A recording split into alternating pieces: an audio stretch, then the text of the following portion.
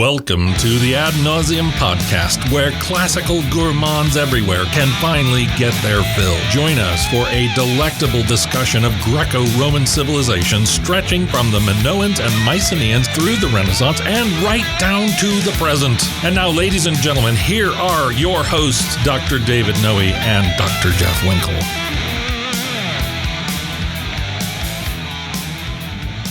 Welcome, Ad Nauseam listeners, to episode 194 of the humble little podcast known as Ad Nauseam. As always, my name is Dr. David C. Noe. The C stands for catastrophizing. Oh, that's not a good omen. Yeah, it could get worse, and it probably will. Wow, man. Okay. And I'm here with Jeffrey T. Winkle on the slopes of Parnassus in a wooded glen somewhere near the Perennial fountain.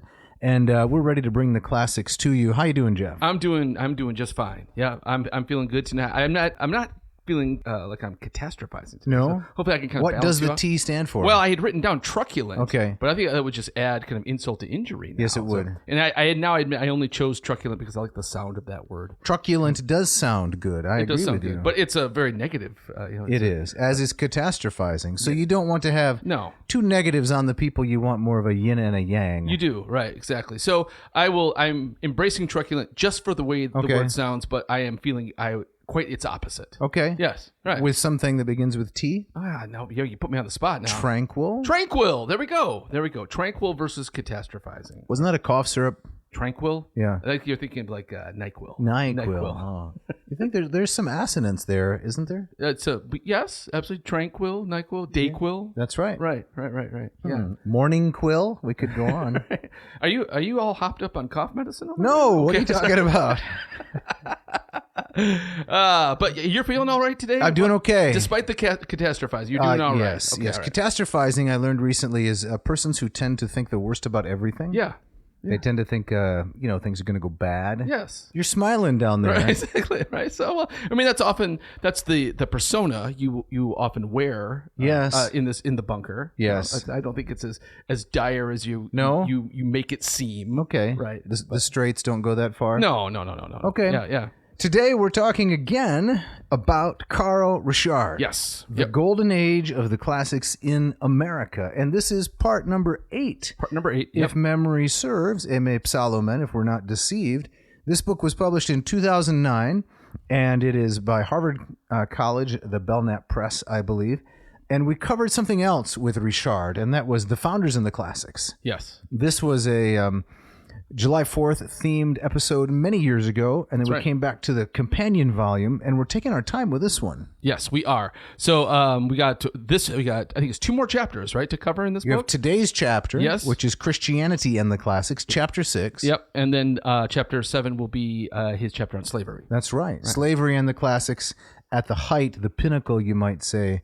Is it the apogee? Apogee. The apogee of classics in America.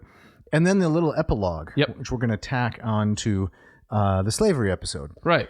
So if you haven't read the book, the briefest of reviews, Classical Conditioning, Chapter 1, School Home Society. You got to go back a couple years to pick that one up. Mm-hmm. Then we have democracy, pastoralism, and utilitarianism. We have covered nationalism. Mm-hmm. We covered one of your favorites, romanticism. Romanticism, yeah. Turn down the lights and cue the violin. And is that what that is? No. It refers more to the kind of the artistic and philosophical movements of the early 19th century. Oh, so this would be Emerson. And Thoreau and folks like that. Yeah.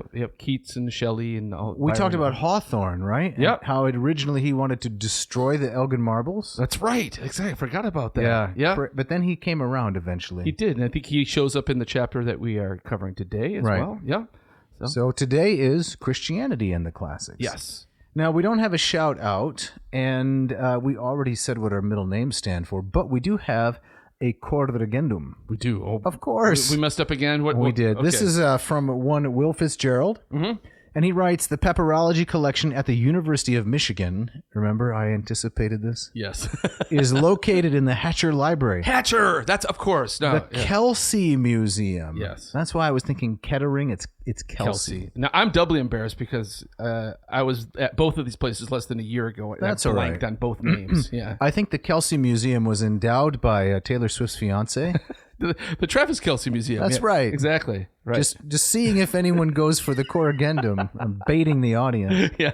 Which is a separate. It says, it contains other ancient artifacts. I don't believe the collection has a separate name, but it was originally developed by Francis Willie Kelsey. Yes. So I believe it is sometimes called the Kelsey Collection informally. Yes, that is true. And most of the stuff you'll see at the Kelsey are Egyptian. And so he excavated mostly from a site in northern Egypt, and he pulled a lot of artifacts out of there and brought them back to Ann Arbor, like Elgin, before the laws were solidified. And so I see. Yes, but I think he flies under the radar. Right. One of my students, when I was there last fall, I asked our guide and saying, has there been any pressure? Yeah, to repatriate. And she she said something along the lines of, says, well, no, but probably only because the collection is too small. Yeah. All right. It doesn't. Right. The guns are aimed at the British Museum, the Met, and right. other places around the world. Right. So. Yeah. Well, that's the issue. Well, Will has a little bit more. He says please. The current imaging technology for the Herculaneum scrolls, because we touched on that, is called high resolution CT, computerized tomography. It scans at very high resolutions. He says 3.24 and 7.91 micrometers. Have you ever scanned at that resolution? I never have. But what I'm imagining is that Will was able to pull those numbers off the top of his head. That's amazing.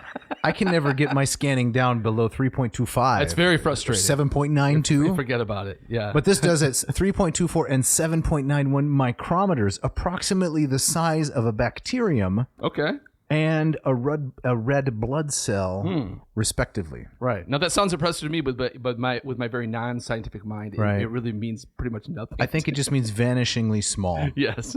And 4 energy levels, he says, as part of the Vesuvius challenge. Oh yeah. This is to figure out what's in the Villa of the Papyri, how to read those things. Right. Yeah. So thanks, Will. Thanks, Will. Yeah. We learn a lot from our listeners. And I would say that was less of a corrigendum and then Will just kind of helping us out and saying, hey, listen, you blanked on some stuff and let me extend your knowledge. So we can't feel a little resentment? Well, we can always feel a little resentment. That's a relief. That's right. So, but thanks to Will. I mean, that's some careful listening and some dedicated research of his own. Yes, we appreciate that. And he says, as always, thanks for the podcast. So we've given Will a shout. Oh yeah, he gets one all the time. All the time, right? Like the guy in Australia that our nemesis. I can't remember his name, but boy, does he bother me. Yeah. Sleepless nights. Truculent. All right, Jeff, we get started here, and we tear into the chapter on Christianity. You want to begin with our opening quote? Yes, this comes from the first page of that chapter under a heading says the traditional partnership. And Richard writes, Christians have always possessed a love-hate relationship with the classics. Even while inveighing against pagan religion and while suffering severe persecution at the hands of pagans, educated Christians like the Apostle Paul referred to classical teachings on natural law and other subjects. Indeed, the New Testament itself was written in Koine, common Greek, which had become the literary language of the Eastern Mediterranean following Alexander the Great's conquest of the Persian Empire. Ambrose, one of the church fathers of the 4th century, used Cicero's On Duties as the model for an important manual on Christian ethics. Jerome, another of the fathers, read so many of Cicero's works that he thought he heard God ask him once, "What art thou?" When Jerome replied, "A Christian," God answered, "No, thou art not a Christian, but a Ciceronian." Yeah. Have you heard? Oh, yeah, it's a dream, the Ciceronianus. Okay. Right? Non est Christianus, sed Ciceronianus. But Jerome, he's always talking about himself. Yeah, he is, that guy. Let me just finish that paragraph. It says, in remorse, Jerome swore never to read worldly books again, but both the style and substance of Jerome's writings continue to show the imprint of Cicero. When taunted with this, Jerome replied that his promise had been for the future. It was impossible for him to forget what he had already learned. Convenient, Jerome. Yes. Convenient. And then finally, in the Confessions, Augustine claimed that it was Cicero's Hortensius that led him to love virtue, and Plato also influenced Augustine greatly. Yes. Right. So I find this question, this tension, of course, really quite interesting. Perennially so. And as I was reading this chapter, it reminded me of, I think things we've certainly discussed off mic, but also on mic. You're right. And when you've talked about, these classical learning movements, right, that are out there. And kind of this idea that... You mean the current education of young people? That's what I mean. K-12ers. Right. And kind of this idea that the impetus to read and study the classics is because it will inculcate virtue. That's one of the main reasons given. Right. And this is something that you are very critical of, right? Skeptical. Skeptical, right. And I thought, I'm not skeptical. I'm sorry to interrupt, but I'm not skeptical about the effort to inculcate virtue. I'm skeptical about the confidence that it's achievable apart from the work of divine blessing. It seems to be mechanizing the process. I see. You give someone the Iliad and the Odyssey, and you say, here, read the Iliad and Odyssey, and you give someone else something from the 20th century or 21st, right, non-classical literature, the first individual is not going to turn out morally better. Now, someone would say, you're giving a reductio ad absurdum of the whole thing. Well, maybe, but if you listen to some of the rhetoric behind these movements, it can be pretty simplistic. Yeah, that touches upon a lot of the struggle that Richard outlines in this chapter. So that these 19th century Americans, thinkers, writers, poets, artists, were at pains to reconcile ancient virtues with Christian virtues. And in this first part of the chapter, Richard talks about many of these thinkers kind of rejecting pagan virtues and saying, look, the virtue is the glory of warfare. Right. Virtue is to be sought through fame. Right. And there's no humility. There's no care for the other. And so they saw these so-called pagan virtues as completely incompatible with Christian charity and humility and the like. Right? Yes.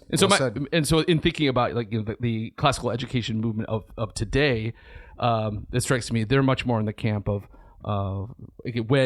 when religion overlaps with it, this idea that there is a congruency, there is a compatibility, I should say, between Christian virtue and pagan virtue. Yes. Yeah. I think that's well said. The other reason that I'm skeptical of it is because Plato and Augustine, right, explicitly say virtue can't be taught. Right? Or more specifically, it can be taught, but the person who is learning it has to, in some sense, teach themselves or receive divine help. It's not like learning a skill. Yes. Right? For example, you, Jeff, becoming an honest person is not like you learning how to play the guitar. Yeah. It's just different. Exactly. Yeah. Very good point. Yep. Yeah. So I love what he says here on page 153 when he's finishing up his description of this history of the interaction of classical learning and Christianity. He says, while maintaining Orthodox Catholicism as the engine of their theology, Thomas Aquinas and the scholastics stripped Aristotle for spare parts. Isn't that a great line? That's good. Yeah. Conjuring up the notion of an automobile, right? Yeah. The Protestant Reformation, he goes on, did not alter this pattern of cautious reconciliation with the classics. Protestant ministers were as thoroughly trained in the classics as Catholic priests. Martin Luther called Cicero a wise and industrious man who suffered much and accomplished much. Luther added, I hope our Lord God will be merciful to him and to those like him. That's so interesting. And that also struck me as, for me, something quite new, that I was not aware of this tradition of Cicero being treated by so many thinkers as almost like a virtuous pagan. For sure. Yeah. Oh, yeah. Even perhaps residing in the blessed afterlife rather than among those being punished. Yeah. Despite the fact that he was born before Christ. Right. The Puritans, he goes on, who were thoroughgoing rationalists within the bounds of their theology, had seen nothing wrong with using those aspects of the classics that coincided with Christian teaching while ignoring or criticizing objectionable passages. The Puritan minister Charles Chauncey argued that, quote, great moral truths may be found in Plato, Aristotle, Plutarch, Seneca, etc. Cotton Mather, a student of the great classics teacher Ezekiel Cheever, was an ardent classicist who loaded his eulogy for Cheever with allusions to the ancients. In fact, the Puritans were part of a 17th century movement centered at Cambridge University to restore Christianity to Augustinian Platonism after its flirtation with scholastic Aristotelianism. Another thing that I found really quite interesting and surprising. Okay. I mean, my gut sense of this era was, especially amongst the Puritans, I would have expected much more of an outright rejection of classical thought and saying, Bible and the Bible alone. Yeah. But here, Richard is suggesting, at least in some sense, that it's also kind of a reaction against that heavy reliance on Aristotle. That's true. And when that starts to fragment and fall apart, in Augustinian Platonism kind of comes in to fill the vacuum. Mm-hmm. Yep, exactly so.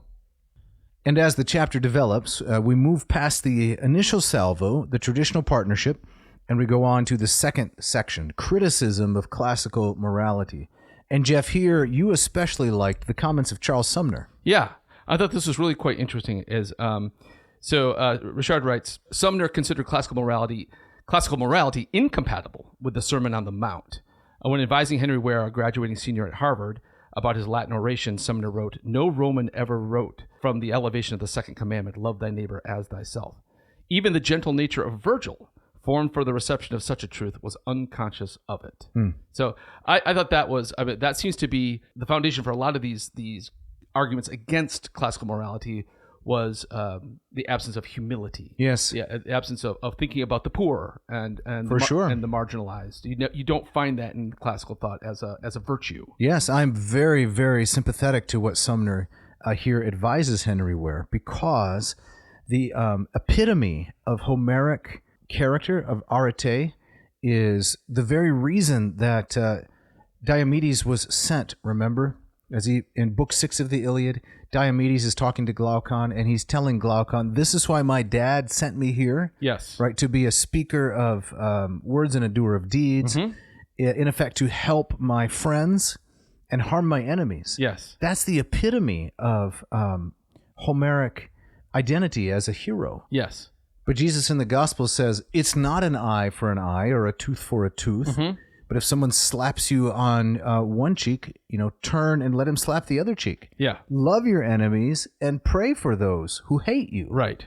It's hard to imagine a more stark contrast ethically between the Homeric view Yes. And what Christ says. Even though the two systems have a lot in common in terms of courage and self-control and so forth, on this one point of how do you treat someone who hates you, they're night and day. Yes, indeed. I would push back on that just slightly. In that I think it's the Homeric view. It's more complex than just those two the two options between the Sermon on the Mount and love your friends, kill your enemies. I think the Iliad in particular is interested in exploring this question of how to be heroic on the battlefield, right? And so when Achilles, towards the end of the Iliad, where he is rampaging and killing everything in his path, we're not supposed to say, well, he's just killing his enemies and that's what you do. Okay. I think we're supposed to see that as out of balance and monstrous. And so when you have that with the battlefield confrontation with the two guys are exchanging their stories, right? And part of the reason for exchanging those stories is to kind of find out at what level you are. Yes. And if you have what are your bonds of xenia? Exactly, or you mean right. Levels of heroism, right? Yes. And so they discovered that their fathers, grandfathers were guest friends, and on the battlefield they said, well, we can't fight then because of this bond of community that overrides that love your friends, kill your enemies, or that it says, well, that makes us friends, that makes us part of the same tribe. And so I think it's more complex than just killing your enemies. But at the same time, that's not to go so far as to say that Homer's arguing for being charitable and loving those who stand against you. Right. Not in a Christian sense. No, not at all. Well, then we have a nice long quote from Sumner, Charles Sumner, in an 1846 oration to the Phi Beta Kappa Society of Harvard. You want to read part of that, Jeff? Yeah. The classics possess a peculiar claim as models, I might say masters of composition and form. In the contemplation of these august teachers, we are filled with conflicted emotions. They are early voices of the world, better remembered and more cherished than any intermediate voice, as the language of childhood still haunts us, when the utterances of later years are effaced from the mind. But they show the rudeness of the world's childhood, before passion yielded to the sway of reason and the affections. They want purity, righteousness, and that highest charm which is found in love to God and man. Not in the frigid philosophy of the porch and the academy are we to seek these, not in the marvelous teachings of Socrates as they come mended by the mellifluous words of Plato, not in the resounding line of Homer, on whose inspiring tale of blood Alexander pillowed his head. That's a nice expression. It is great. Not in the animated strain of Pindar, where virtue is pictured in the successful stride of an athlete at the Olympian Games. And he goes on and on and on. Well, let's get some more because, he's building here. Okay. Right? Not in the torrent of Demosthenes, dark with self-love and the spirit of vengeance. Not in the fitful philosophy and boastful eloquence of Tully, not in the genial libertinism of Horace or the stately atheism of Lucretius. To these we give admiration, but they cannot be our highest teachers. In none of these is the way of life. For 1800 years, the spirit of these classics has been in constant contention with the Sermon on the Mount, and with those two sublime commandments on which hang all the law and the prophets. The strife is still pending, and who shall say when it will end? Heathenism, which possessed itself of such siren forms, is not yet exorcised. Even now it exerts a powerful sway, imbuing youth, coloring the thought of manhood, and haunting the meditation of age. Widening still in sphere, it embraces nations as well as individuals, until it seems to sit supreme. Right. So he's saying that the allure of those pagan witches is still very much alive. Do you still feel it? I mean, I think that when I ask my students, how do you define heroism? Like, what are the core aspects of a hero? They're often they will frame their answer in Homeric terms. Okay, right. So not self-sacrifice. No, not self-sacrifice. It's about being a champion. It's about winning. Winning. Yes. That's interesting. One of the remarkable things about this speech of Sumner that we're quoting, as in 1846 he talked to the Phi Beta Kappa Society, is that he gives us a full rundown of everything that it means to study the classics, right? He can't possibly conceive of his criticism without a comprehensive knowledge of Demosthenes, Cicero, so on and so forth. Indeed, yes. And I also like this short poem that he quotes that William Cooper? Well, from William Cowper, yes, famous translator of Homer. Sunk in Homer's mine, I lose my precious years, now soon to fail, handling this gold, which, howe'er it shine, proves dross when balanced in the Christian scale. Yeah. It does not hold up. Doesn't hold up? That's where I am as a classicist. That's you would agree in my with. personal development. Yes, right. yeah. Gone is the starry-eyed youth who thought that just because it was old, it was good. Yeah. I still love it very much, but I don't love it as much as the Christian truth, which might seem like an obvious thing for someone to say, but yeah, it's a developing process. Yeah, and I would also add that one of the things I find very admirable about kind of ancient Greek culture was their constant willingness to ask questions and push back against their own inherited ideas, right? So this is making me think of even Achilles in his tent. He is throwing into question this whole idea that one's life should be aimed at having an immortal song sung about you, right? Homer's already kind of pushing back against these ideas, or at least kind of throwing them into question. Right. So the next section, we're going to skip quite a bit here. I guess there's a lot about Sumner. Yes. For example, page 158, just a brief comment. Sumner was not the only American to become disenchanted with pagan morality under the influence of the Second Great Awakening. As a young man, Hugh Swinton Laguerre was so enamored of the classics that his vision became blurred from reading them 15 hours per day. Man. To keep from becoming as blind as Homer, one of his favorite authors, Laguerre had his sister read to him in Latin, which she did not always comprehend until his vision recovered. That's nice. That is nice. You need to have a sister. Jeff, you don't have a sister. I do not. I have a sister-in-law. Oh, there you go. Yeah. Can she read some Latin? And I don't think so. Not at all. Right. But there's that extended passage where Sumner writes about his holiday in Italy. Right. And he is just overwhelmed and enchanted by sitting on the stones of the Colosseum and these other places. And I could really relate, in being in these places where all these wonderful events took place. And then, as his life went on, kind of having a more kind of sober reaction and interpretation of these things. That's right.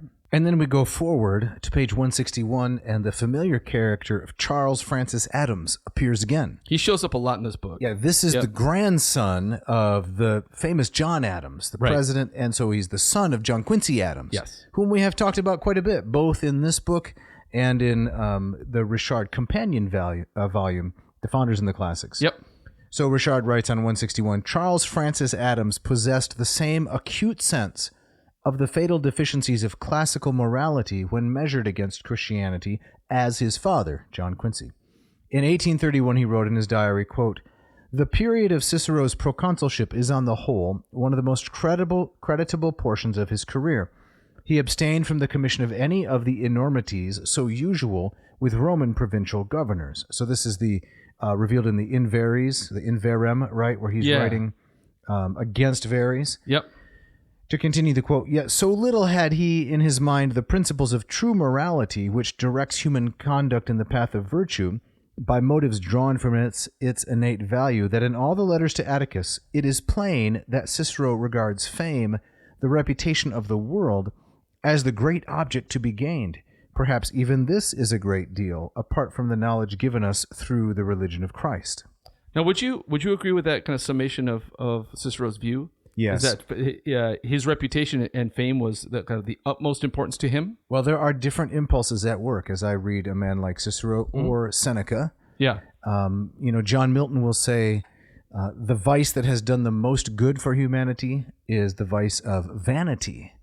That is, men who love themselves so much that they want to be remembered. Yeah. They go on to do great things which tend to benefit their fellow man, right? Yes. So Cicero's own desire was to be seen as the savior of his country. Yes. Now, in the process, he ended up doing a lot of good for those who were lesser and weaker and more vulnerable, because he's advocating for a kind of universal justice. Yes. So I think that's one way to understand it. The competing impulse is that the dictates of natural law mean that sometimes Cicero is not seeking only his own good, Yes. but he is seeking a more or less sincere presentation of the truth. Gotcha. Writ large. Gotcha. Now, you may have just answered my question with a reference to natural law, but something I wanted to ask you, because Richard doesn't really address it in this chapter. So if we look at someone like Cicero, or if we take any of the the Greek philosophers or Roman philosophers, and we're talking about the question of virtue, we're considering, okay, if there is things that are compatible with Christian thought, Right. where would Cicero or where would a Seneca or any of these thinkers say then that virtue? Where does it come from? What's the basis for it? It comes from the gods. But so many of these guys kind of rejected traditional notions of the gods. Yes, but they had strongly developed monotheistic notions of the gods. Okay. Of some sort. And the way the church fathers often interpreted this was that they would want to say that these men had been influenced by Moses, by the Hebrew scriptures. The prophet Jeremiah, a contemporary of Plato. Yeah. So the stories that Plato visited Egypt and spoke to Jeremiah and so forth and just ripped him off, basically. Yes. I don't buy that at all. I think the more likely explanation is it's just the natural law inheritance. Gotcha. That came out.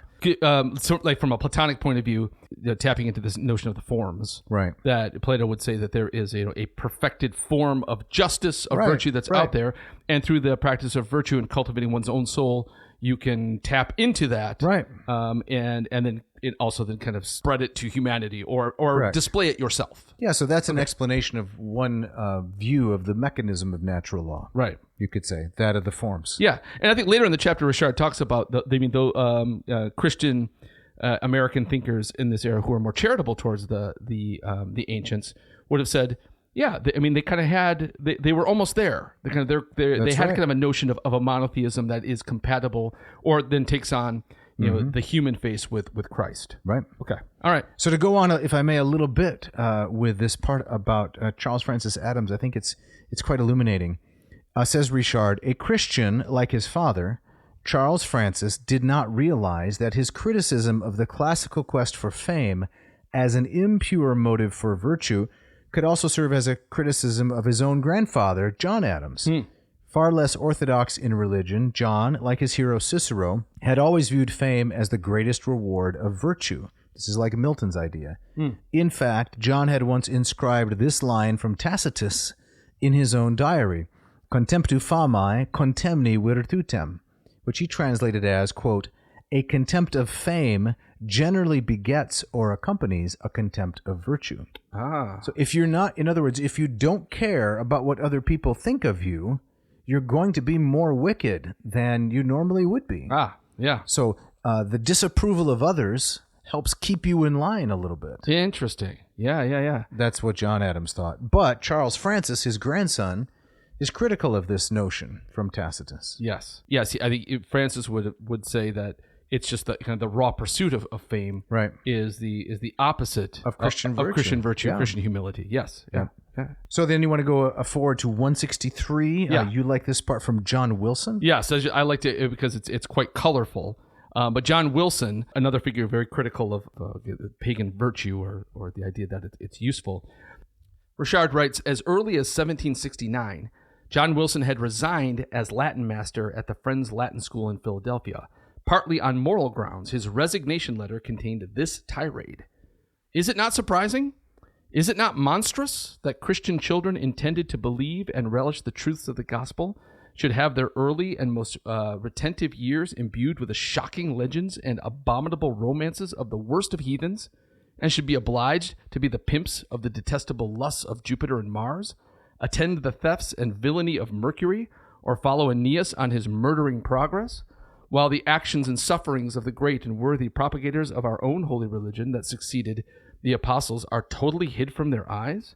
Is Bacchus preferable to Ignatius, Apollo to Origen, or will Helena and Clytemnestra yield an affecting instruction or warm our hearts with the love of virtue like the virgin martyrs or heroines of the Christian story? What do you think? I get what he's saying. I thought he kind of tips into a problem that I will often encounter when I hear people make a critique of a particular art form or genre. All right. And kind of this idea that just because something is portrayed doesn't mean that it's underwritten. Right. Portrayal is not endorsement. Exactly. Yes. And I don't think that's quite what he's saying here. I think he's saying that the Christian narrative has its own heroes. Right. And has its own characters who struggle and do abominable things, but it's pointing to something better. However, right, a character like Ovid, I mean, a playwright, a poet like Ovid, such a brilliant man, when he's describing the many sexual crimes in the Metamorphoses, I don't assume that he's endorsing this behavior. Right. But he describes them with so much brilliance and genius that you subtly are kind of pulled into perhaps, I don't know how to describe it, not an endorsement of it, but it's not told in a plain, clinical, dispassionate way. Right. He's trying to pull you into the action, and he succeeds. Yes. And I have that experience when reading Ovid. Yeah. So, I'm not saying it incites me to want to commit crimes like they're committing. Yes. But I'm saying it's not a factual statement of these are the wicked things people have done, don't imitate them. It's far more complicated than that. Right. Well, I mean, Ovid's not for kids. I think it's. But he was read by kids. I would say maybe not for kids today. Okay. I mean, kids were of a different. Maybe that's it. Metal back in the day, but that always makes me cringe. Yeah. When I hear when there's a movement to ban a certain series, or I understand, but why the response? What can you articulate? What is it about it that you would find objectionable at some philosophical or theological level? I think it complete when you approach something like that, and that's your reaction, then you are dismissing any nuance that a closer, more careful reading or viewing of something could give you. And it always strikes me as kind of, I'm going to put my fingers in my ears and I'm going to yell la la la la la la la until it goes away. And I find that just quite. It's from a place of fear. You're articulating there's some dishonesty. Yeah, well, not dishonesty, some but fear. Fear more than dishonesty. Yeah. Well, Ovid was used to teach morality to children from about 1200 to 1500. In fact, it's called the Aetas Ovidiana, the Ovidian age, and his Amores and other kinds of works, which are in one sense quite explicit, were used to teach morality primarily as cautionary tales. Yeah, don't behave like this. Right. And that's exactly what I'm saying, is where I think a more unthinking approach would read something like the Amores and come away with, oh, he's endorsing all of this kind of awful behavior. Yeah. Right. I don't know. When I've had these conversations with people, one of my rejoinders, because my initial reaction is very similar to yours, honestly. Mm-hmm. And so one of my initial rejoinders was, well, you can find worse in the Bible. Yes. The counter argument to that is, well, that's the Bible. So I think what they're saying, I don't know for sure, I think what they're saying is, yes, some of the biblical content, Genesis 38, is equally objectionable, and I would like it if it's not in there, I think they're saying. Yes. I would prefer that it not be in there, but it's the Bible, so I have to tolerate it. Whereas I don't have to tolerate it when I encounter it in Ovid, because I don't believe Ovid is divinely inspired, and therefore I can ignore Ovid. Yeah. I don't think that's right. Okay. I don't think that response on their part, so there's adultery, there's rape, there's incest in Genesis. It's the majority of Genesis, frankly. Right. So why could you read that but not read Ovid? They would say, well, it's the Bible, so therefore I'm obligated to read it. I believe it's divine. That seems like a dodge. Because I believe in its inspiration, but I also believe it was written through the minds and the hands and so forth of human beings like us. Right. So it doesn't really answer the question, why do you find it so objectionable in one place, but even though objectionable, you will subject yourself to it in another place? Yes, exactly. No, that's very well said. Again, I think this overlaps with later in the chapter when Richard is talking about objections to classical nudity in art. And that kind of that knee-jerk reaction of seeing a statue in the nude and immediately assuming that it's therefore erotic, inherently sexual, and therefore cover it up. This is intended to create some kind of a arousal or response of some sort. Right. And so I see that same kind of knee-jerk reaction with passages dealing with violence, dealing with sex and the like. And I think it's an unfair reaction that's coming from a place of fear. Okay. Speaking of unfair reactions. Yes. Coming from places of fear. Oh, yes. It's time for the ads. Let's do it.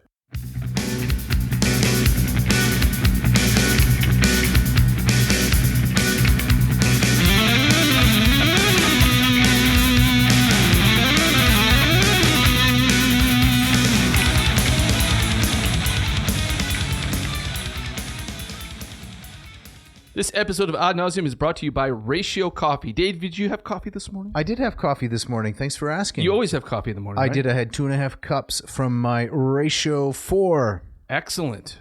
Tell us a little bit about the 4. What is it about this machine? Well, I dialed the micrometer down to 3.24 or 7.91, which is the size of a bacterium or a red blood cell, respectively. Oh, that's pretty specific. No, that's not true at all. No. So I grind it up in my Barazza grinder. Yep. I put some water in the little...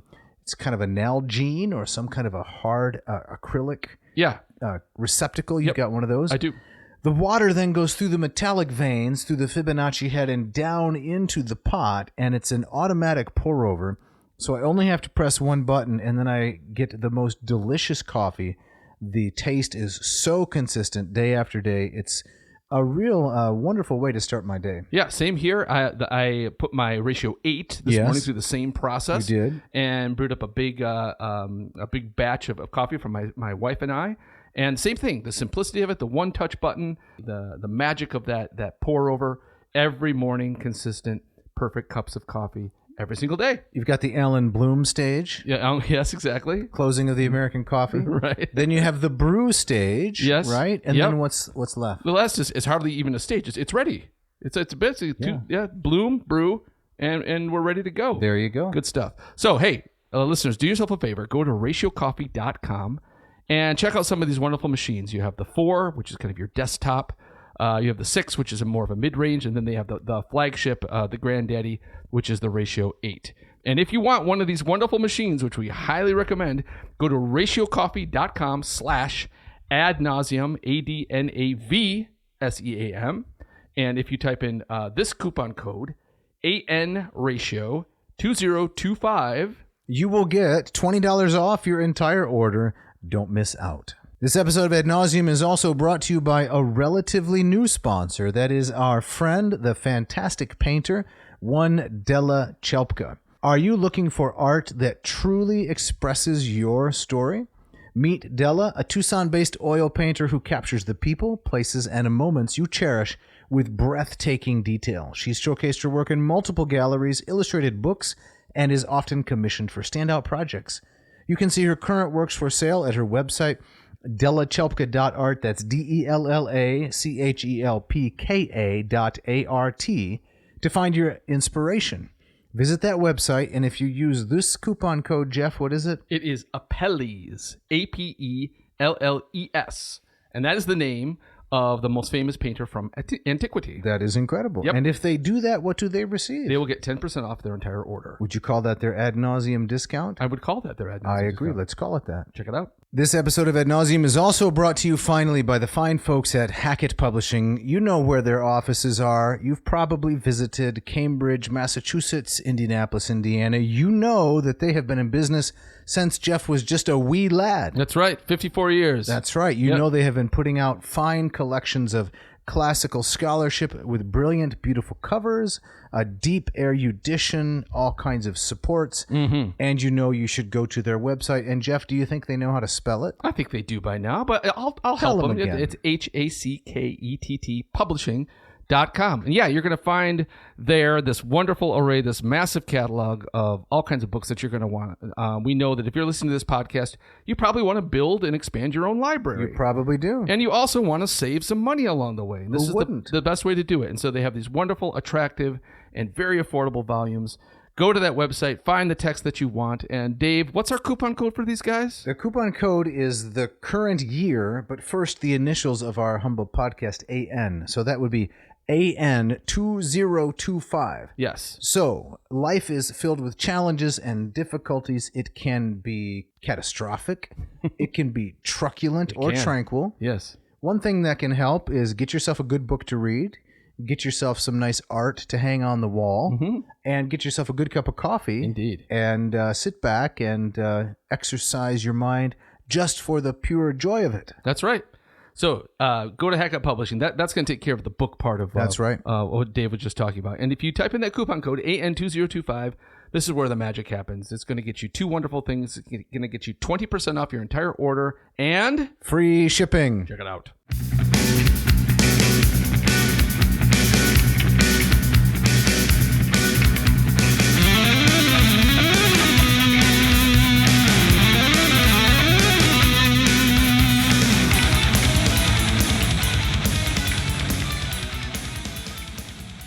Okay, Jeff. Well, before we resume Yeah. the chapter on Christianity, specifically with page 167 and the section entitled The Defense of Classical Morality. Yes. Should we pull back the curtain for just a moment and share with our audience how challenging it is sometimes to read the ads? You want to go there? Maybe. Okay, yeah, let's do it. I'm Yeah. thinking that as a listener, it must be challenging to listen to the ads. Yeah, sure. You've got your friend down there, is it Kelly? Yeah. In Florida, who once said, maybe 4 years ago, Right. and for which I've never forgiven her, that the ads are her favorite part.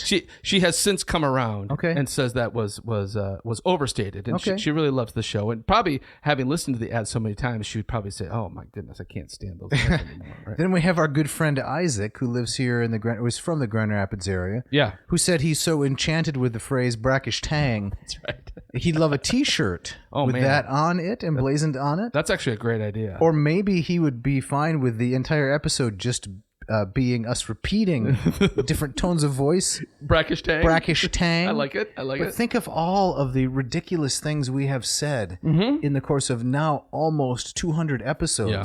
So, audience, you think it's hard to listen to the ads? Man, it's hard to It's hard to produce them. Yes, my goodness. Yeah. But I'll say it's made a lot easier by the fact that we have fantastic sponsors. we do. Yep. We don't have to shill nonsense. We don't have to promote some kind of steaks from Nebraska or something like that. No, we got wonderful sponsors. We do. And I think we got loyal fans too. Absolutely. Right, so- I just heard from someone this week who said, I have bought many books from Hackett because you guys are promoting them. That's fantastic. Another fan said she buys something from one of our sponsors every month. That's incredible. So we're very grateful for that. Indeed. And now let's go back to the substance. Yes. So we're going to pick it up in the second half of the chapter where he talks about the defense of classical morality. Richard, that is. All right, let's pick it up, Dave, on page 168. So he's just been discussing this objection to nudity in classical art and a lot of the objections to it. And so here, at the beginning of the defense, he talks about the other side. Well, can I take it at the bottom of 167? Yeah, oh, please, yes. And bring in our fellow from what is it? The Crimson Number? What is it that guy wrote? The Crimson Number? What was it? The Crimson Number? What are Yeah. you talking about? The saffron digit? I'm losing track here. I think you're talking about the scarlet letter. Oh, right. Yes. The scarlet letter. Right. So you want to talk about Hawthorne here? Yes, I do. Okay. All right. Quote, Nathaniel Hawthorne had similarly mixed feelings about nudity in art, believing that the propriety of a nude sculpture depended on the historical epoch of the artist and the subject and the attitude conveyed by the statue. Okay. Yeah. He recorded in a notebook in 1858, quote, "Man is no longer a naked animal. His clothes are as natural to him as his skin, and sculptors have no more right to undress him than to flay him." For this reason, he was impatient with his friend Hiram Powers' fondness for nudity. That could end a friendship, I suppose. After hearing the sculptor complain about having to clothe George Washington in a statue commissioned by the Louisiana legislature, Hawthorne wrote, quote, "What the devil would the man do with Washington? The most decorous and respectable personage that ever went ceremoniously through the realities of life. Did anybody ever see Washington naked? It is inconceivable. He had no nakedness, but I imagine was born with his clothes on, and his hair powdered, and made a stately bow on his first appearance in the world. His costume, at all events, was a part of his character, and must be dealt with by whatever sculptor undertakes to represent him." I love that. I think Nate is joking. You think so? Yes, he does. It's a joke, and that's why he says at his costume, at all events, was a part of his character. Gotcha. I grant that, but the rest is hyperbole. Right. I mean, I do kind of like that idea that Washington was kind of like Athena, born fully clothed, With a powdered wig. Right. Exactly. Yeah. Fully grown. And the Okay. like. Yeah. What does Hawthorne say about the nude statue of Pompey, though, which follows right on that? Richard writes, "Yet Hawthorne admired the semi-nude statue of Pompey he saw in Rome, considering it austere and majestic and claiming that it was worth the whole sculpture gallery of the Vatican because of its moral dignity." Now, do you think this was before or after he wanted to take a sledgehammer to the Elgin Marble? It was after. It was after. Okay. I think it was after. Right. He was even more captivated by the completely nude Venus de Medici, which portrays the goddess discovered while bathing and covering herself in response. This is, if you're familiar with kind of ancient art types. Praxiteles, right? Yeah, exactly. It was a common one of Venus bathing. The difference between this exquisite work and Titian's Venus di Urbino from 1538 was the modest attitude of the former, which rendered her lovely in sharp contrast to the lustful pose of the latter on a couch. So I kind of like Hawthorne's take. I mean, the part that you read earlier, too, right, is he's saying you have to consider the context. You have to consider the era. You have to consider lots of other things to really understand what it's all about. Yes, according to Richard, he says there are three things that you have to take into consideration. That is the epoch of the artist, the subject, and the attitude conveyed by the statue. So you find this distinction. The Venus de Medici, the attitude is one of surprise, modesty, etc. But according to Richard, at least, as he quotes Hawthorne, Titian's Venus de Urbino from 1538 is a lustful stance. Yeah, and that goes back to what we were talking about earlier. It's the knee-jerk reaction and kind of lumping all these things together and putting them all in one basket, as opposed to this more nuanced view that Hawthorne is advocating for. You want to read the Hawthorne quote that ends that paragraph on the Venus de Medici? "Her modest attitude, which before I saw her I had not liked, deeming that it might be an artificial shame, is partly what unmakes her as the heathen goddess and softens her into woman. I am glad to have seen this Venus and to have found her so tender and so chaste." Interesting. Yeah, exactly. I am in the Hawthorne camp, I think. Okay. Yeah.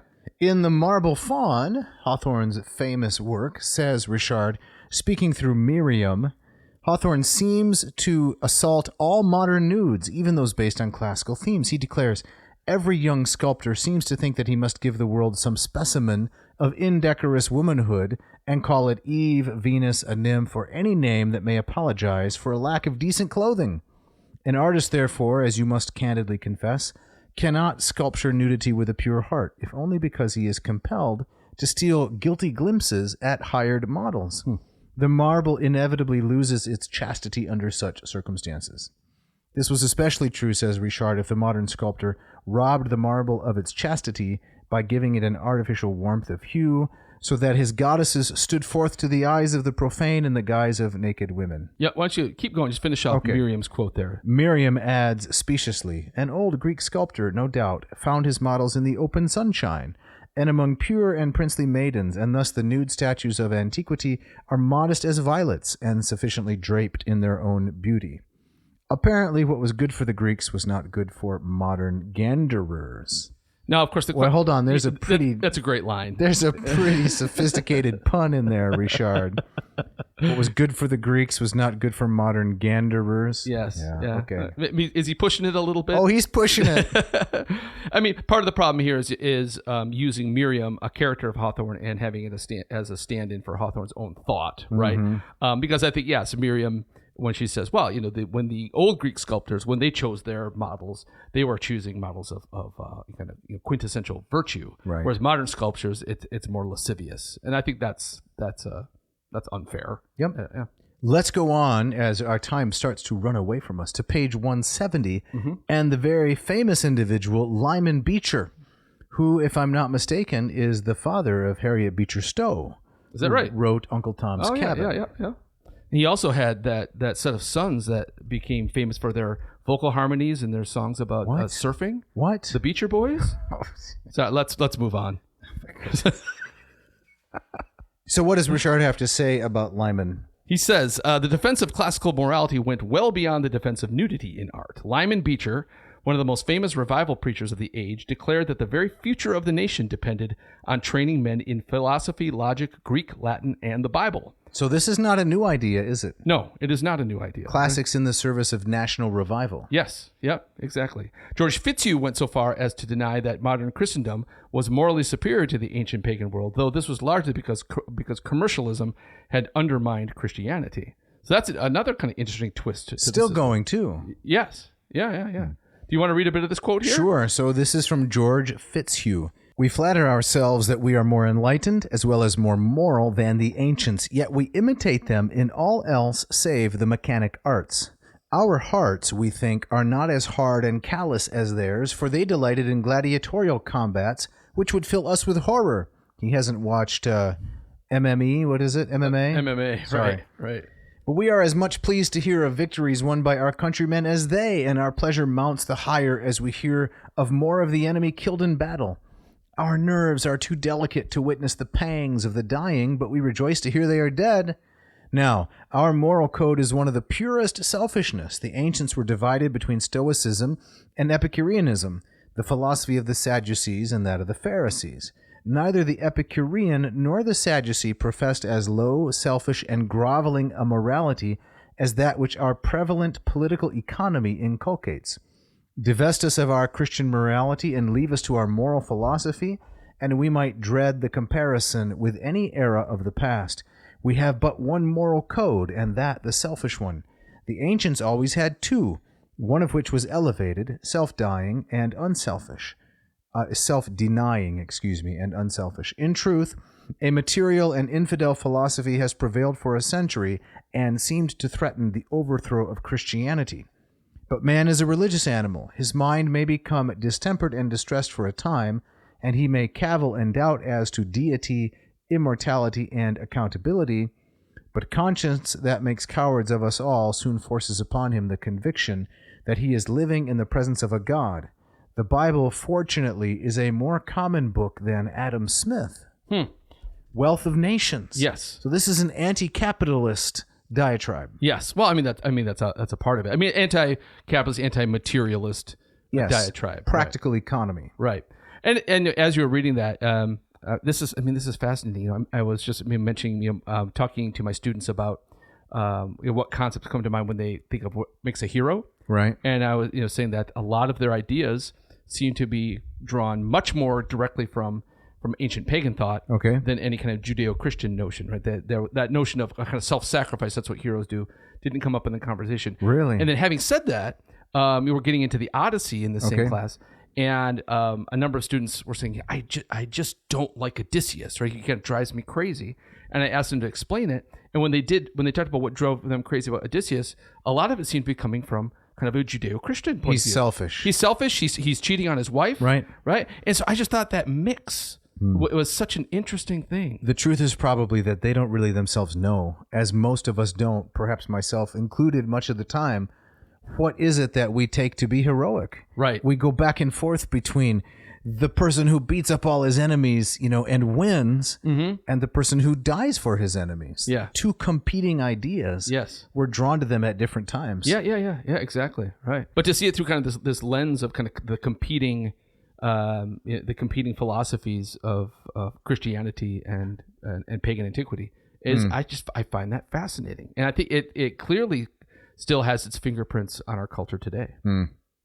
We need to go back to Ralph, don't you think? RWE on page 172 as we wrap this up. Yeah. A little bit more of Ralph Waldo Emerson, who featured prominently in the episode on Romanticism. Right. He was a transcendentalist, kind of a deist, not right? an Orthodox Christian. No, not at all. I don't think he could subscribe to creeds and confessions. Right.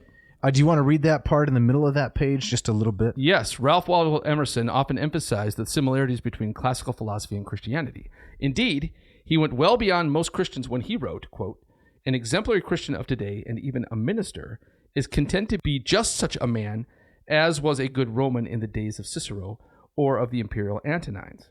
Contentment with the moderate standard of pagan virtue implies that there was no very urgent necessity for heaven's last revelation, for the laws of morality were written distinctly enough before, and philosophy had pretty lively dreams of the immortality of the soul. After Plato's dialogue and Cicero's declamations upon the subject, it must have been no uncommon matter of belief. And indeed, it is very hard to conceive how sensible men should have passed their lives without it, whilst life itself was an abstruse enigma as long as it wanted this ready and simple explanation." So Emerson seems to be saying is that, it's not that far of a jump. Right. We got everything we need. These core ideas were already there. Plus, you can tack on the immortal nature of the soul because Plato and Cicero were always talking about it. Yeah, exactly. I don't buy that part. The fact that Plato talks about the immortality of the soul in the Phaedrus and the Phaedo, and Cicero in the Tusculan Disputations, I don't think that means that people commonly believed in the immortality of the soul because of their philosophical betters. Right. I think they believed in it and were mostly oblivious to what Plato and Cicero were doing. Indeed. And then add to that just, the myriad of different notions about the afterlife that were floating out there. Right. And even a couple of episodes when we were talking about, Plato's Apology, when Socrates himself is kind of musing about the afterlife, it's kind of all over the map, right? Yes. He's not landing on any kind of specific doctrine. You'd say to defend Emerson a little bit, those kind of core ideas were out there. And then when Christianity comes along, they kind of take these loose notions and tie them into a kind of a neater package of doctrine. Yeah.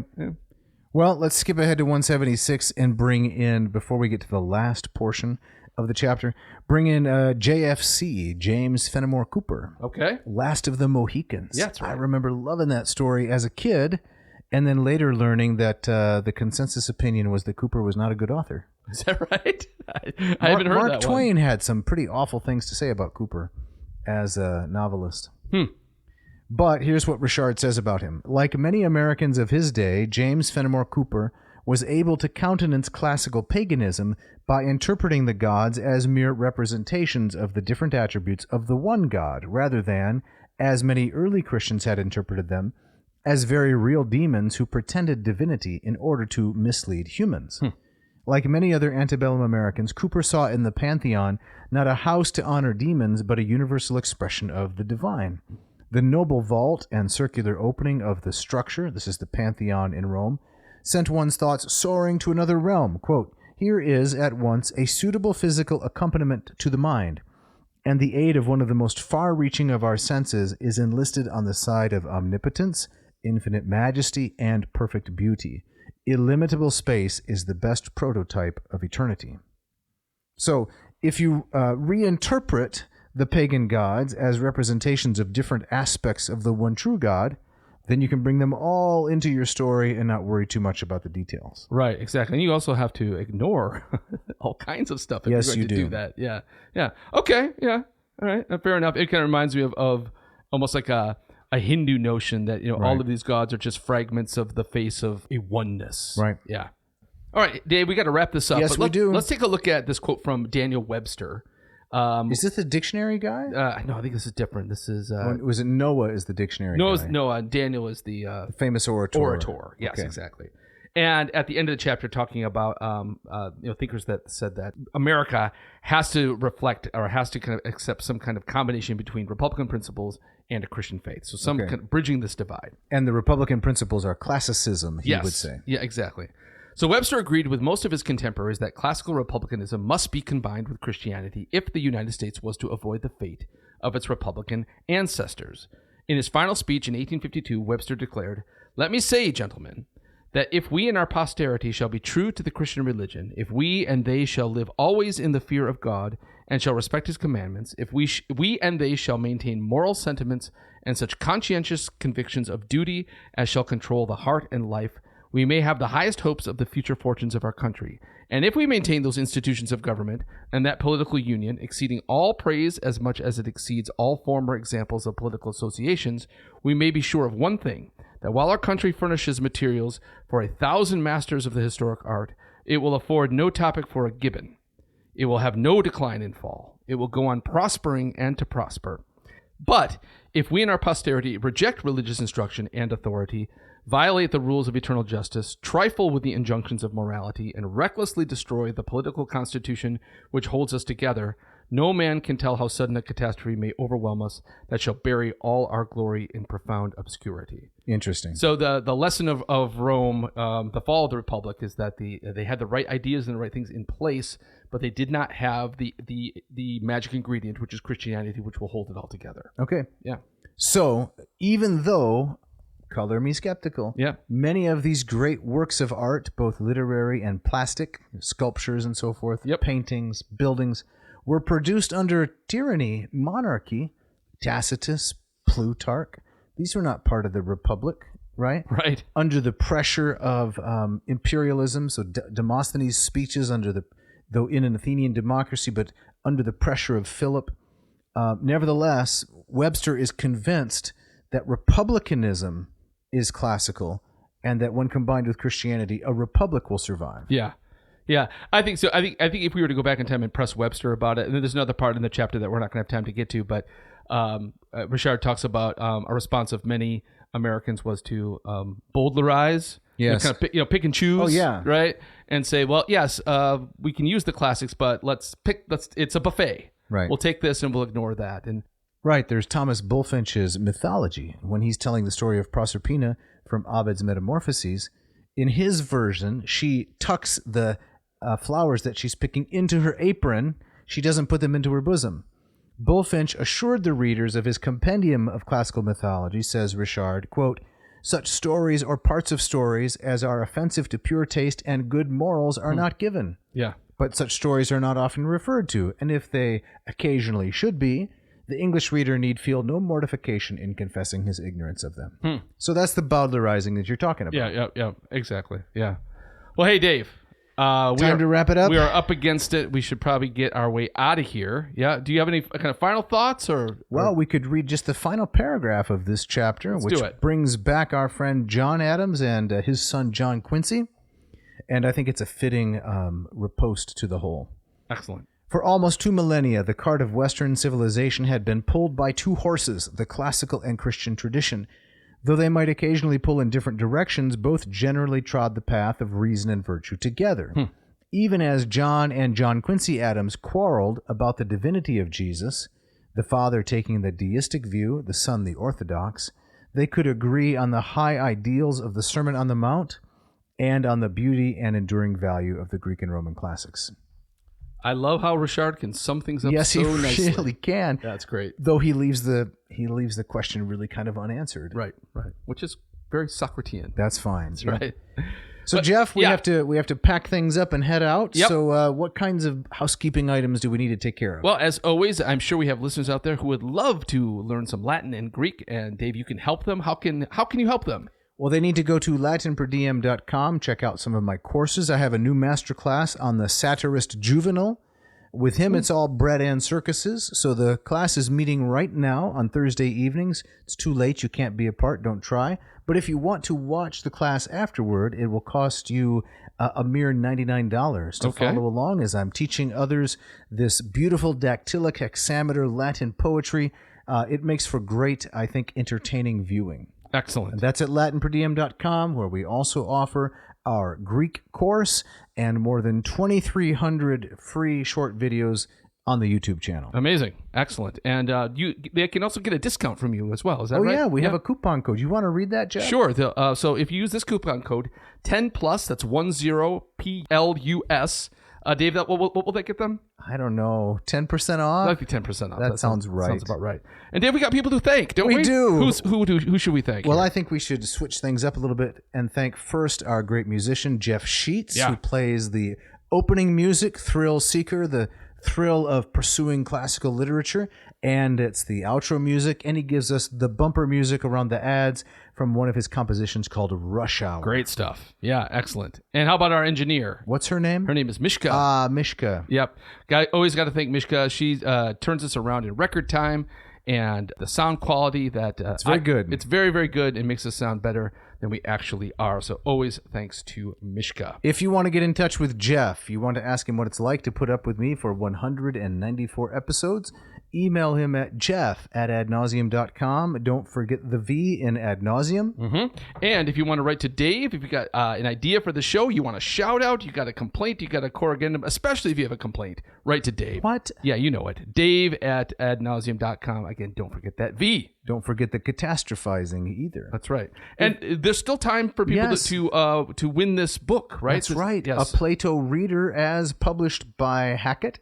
And to get entered into the contest, send me an email, dave@adnauseum.com. And what do they need to put in the subject line, Jeff? Plato. And that will get you signed up. We're going to select the winner as we record episode 195. Okay, that's coming up. So That's right. Get your entry in.